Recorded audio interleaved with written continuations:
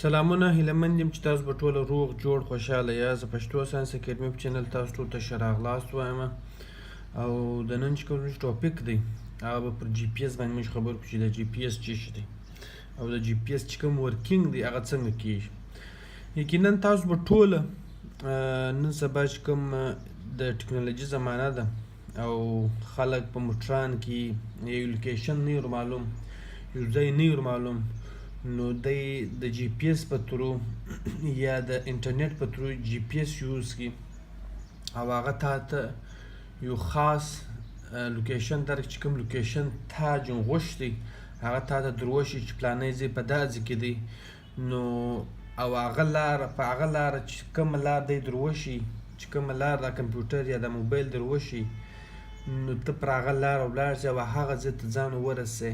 دا ګرد د جی پی ایس بغیر ممکنه نه دی. د دې ګردو شان سره کار چې دی هغه د جی پی ایس سره دی. د هغه رقم که یو سړی مثال کے طور پر په یو ځای کې ورک سي او د ځای نه ور معلوم چې زه په کوم ځای کې یم او جی پی ایس سره دی ځان کنیکټ کړي نو جی پی ایس په اساني درته دا ورښوی سي چې دی پر کوم ځای ولاړ دی د کوم علاقه ده. نو دا ګرد د جی پی ایس کمال دی. جی پی ایس اصلي کې سټینډ چې دی هغه د دې چې کوم ابریویشن دی هغه مطلب یې دا دی چې جی پی ایس ګلوبل پوزیشنینګ سیسټم دی. یعنی سټینډ ګلوبل پوزیشنینګ سیسټم دا مطلب دی چې لکه څرنګه ما د مخ خبرو وکړه چې که یو سړي ته ځان نه ور معلوم چې زه د مځکې پر کوم پوزیشن باندې یم، پر کوم علاقه یم، د ځان نه ور معلوم، نو هغه د جی پی ایس په ترو د جی پی ایس په ذریعه ځان معلومولی شي. اوس خبره دا دوم سوال دا چې why should we know GPS؟ جی پی ایس ولې څه ضرورت دی چې زه غواړم دا ویډیو تاسو ته جوړه کړم یا تاسو هم جی پی ایس وګوره چې دا ولې کار کوي. یقینا یو دی شی چې د نن زمانه کې چې کوم شی تا ته یا ما ته یو ریزلټ راکړي او هغه د 95% پلس اکورسي ما ته راکړي نو هغه د هغه معلومېدن چې هغه څه رقم کار کوي هغه ضروري دی زما د نظر دی. نو مثال کے طور پر کس داسې اوس د دې چې کوم پر دغه د دې چې کوم ورکینګ پر هغه به خبرو یو کس مثال کے طور په موبایل ورسره پر داسې ولاړ دی، پر مځکه ولاړ دی، ټیک دی، د ارث ته او د کس د پوزیشنینګ دپاره مینیمم یعنی کم سے کم 4 دا رقم سیټلایټ غواړي چې هغه پر مځکه لوړ لکه څه رقم چې امریکنز خپل سیټلایټ په خلا کې لکړ دي، رشینز خپل سیټلایټ په خلا کې لکړ دي، نو دا رقم یو څو دا رقم خاص ملکونه چې هغه خپل سیټلایټ په خلا کې لکړي دي او د هغه څخه خپل کار خو چې کوم زموږ نن چې کوم سیټلایټ دی نیفسټار چې کوم امریکن سیټلایټ دی دا زموږ چې کوم جی پی ایس دی دا ګرد نیفسټار سره کار لري. نو نیفسټار چې دی که چیرې مینیمم 4 دا رقم سیټلایټس د یو سړي د ریسیور سره ډایرکټلی ځان لینک کړي یا یو سیګنل ورسره اټیچ سي نو هغه شی چې دی دغه طریقه بیا انسان ته دا ور معلومولی سي چې د سړي پوزیشن پر کوم ځای دی، یعنی دی پر کوم ځای باندې ولاړ دی. اوس د سړي سره ریسیور دی، په موبایل کې ریسیور د جی پی ایس ته لګېدلی دی او کنټینیوسلی هر وخت په هر سکند کې جی پی ایس چې دی هغه هر سیټلایټ چې دی هغه خپل سیګنل غورځي، یعنی دا سیټلایټ جلا سیګنل غورځي، دا سیټلایټ جلا سیګنل غورځي، دا سیټلایټ جلا سیګنل غورځي او دغه سیټلایټ چې دی هغه جلا 4 سیټلایټس ایټ ا ټایم جلا جلا سیګنل څه وخت وغورځي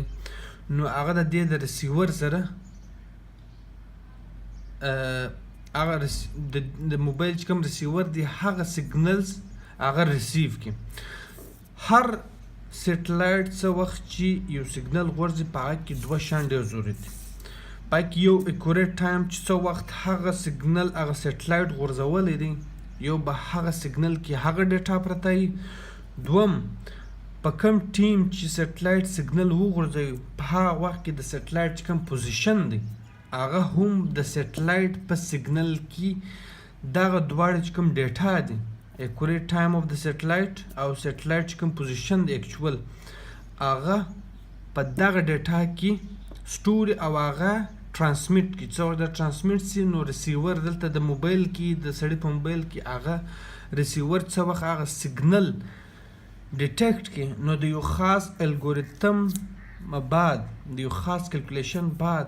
هغه بیا د دې سړی د دې قابل کی چې د سړي چې کوم اکچوال پوزیشن دی پر کوم ځای دی. ول مثال کے طور پر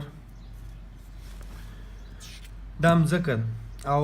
یو سیټلایټ دلته د سیګنل یو غورځاو ټیک دی. دوم سیټلایټ دغه دی چې سیګنل دلته وغورځاوی. دریم سیټلایټ دغه دی چې سیګنل یې وغورځاوی. اوس د دې چې کوم سیټلایټ و ما درته وویله چې څه وخت سیټلایټ سیګنل غورځي په کې دوه شیان ډېر ضروري دي. یو چې په کوم وخت سیټلایټ سیګنل غورځولی دی